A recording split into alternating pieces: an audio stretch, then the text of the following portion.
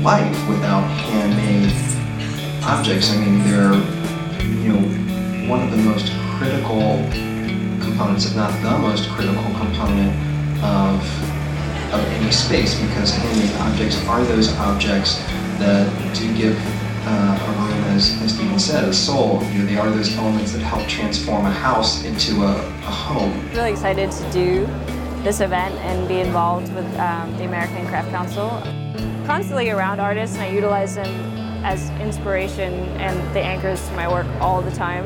Elizabeth's work is really meticulous and obviously really process-oriented. It seems like she just is almost like meditative what she does. I love the idea of the collaboration between artist and designer. I think it's super important. I think that really helps people visualize how the piece is going to be. So.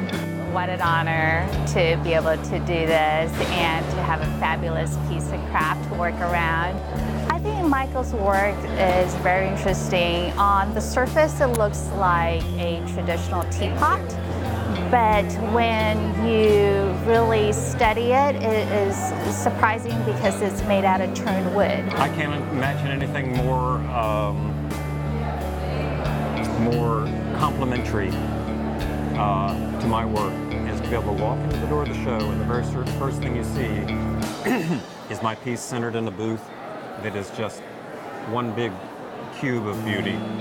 We ask attendees to write a wish on one of these pigs, and we'll hang them up, and it becomes part of the entire show. Oh, I love it. I think the make room thing is great. I think it's a really cool idea, and for me, it's been a great experience just because people see my work in this other environment. I actually really like that it's in more of an installation, like an art installation, rather than just in a room with furniture. I feel like it brings there's a lot more interest, a lot more going on here. Monica Rudquist's work, who I'm featuring, she's a Minneapolis-based artist, and I really just was instantly sort of drawn to her work. And I felt like it was a great match or pairing with my aesthetic, and I felt like I could really highlight her work. Inspired my own work too. I think we're always like growing and evolving as creative people, and it's nice when you're paired with other people and understanding their process. Yeah, so it's been great. Eileen is a hoot, and in getting to know her work, I also got to know her. Some of the complexities of her personality that go into her work that may not be visible to everybody that sees them, but she's a really buoyant, lovely human being, and that was fun to get to know her. And David is, he's a skilled craftsman. He came in and he brought the actual work, and I got to see what they look like in person. When I saw them, I just felt very confident that what I was designing was really going to work well. Really, this is just fun for me.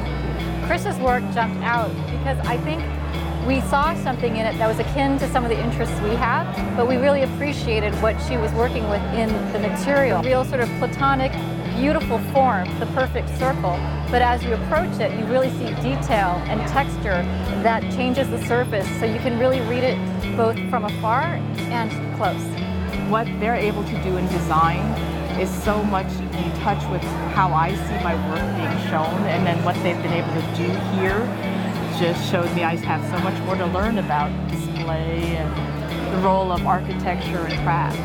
I'm totally impressed and in love with a lot of the designers here, so it's really great to rub elbows with them and super fun. You know, a lot of these cups are sold already, so that's great. A lot of the lights are. So it's been really beneficial for me as an artist to be able to participate in this. I thought it was a really great opportunity to bring craft and design together, as I believe they go hand in hand. The Germans would call it a Gesamtkunstwerk, which means total work of art. It's a good phrase.